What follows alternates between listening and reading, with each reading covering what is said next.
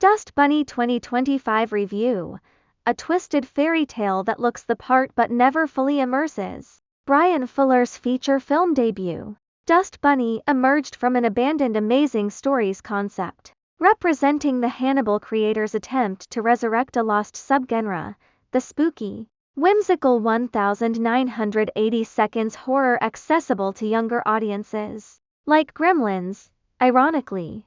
Despite this aim, the film earned an R rating and debuted at TIFF 2025's Midnight Madness. While Fuller's intentions are noble and the concept a dark fairy tale involving a child, a hitman, and a house monster is full of promise, Dust Bunny never quite clicks. Its stylized choices and character dynamics feel strangely weightless and distant. The film is packed with imaginative ideas, yet it rarely immerses the viewer or feels real. A stylized world that feels synthetic. The movie draws heavily on the visual whimsy of Fuller's TV work like Pushing Daisies, but the cinematic feeling is not nailed. The result drifts closer to a promising but unpolished concept. The hyper-saturated colors and exaggerated props push the film into a fantastical realm, but this heavy reliance on artifice makes the constructed sets feel artificial, more like a stage than a living-in world.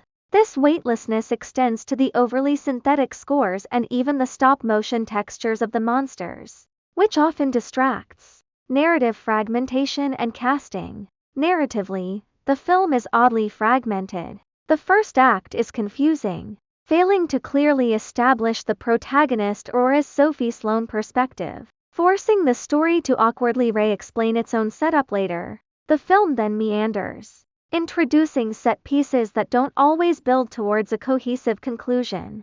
The cast, however, is a strong point. Young Sophie Sloane is terrific, bringing vulnerability and intelligence that keeps Aurora's throughline engaging. Sigourney Weaver is also a delight, bringing energy once she enters the action. The surprising weak link is Mads Mikkelsen as the hitman neighbor.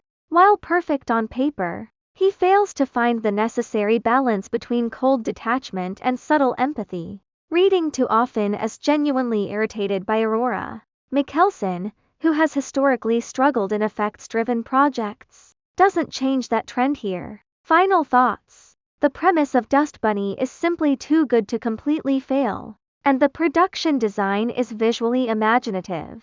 However, the muddled execution and stylistic distance prevent it from achieving greatness. Despite the heart provided by Sloane's performance, the film ultimately frustrates, turning what should have been a standout piece of modern horror fantasy into merely fine.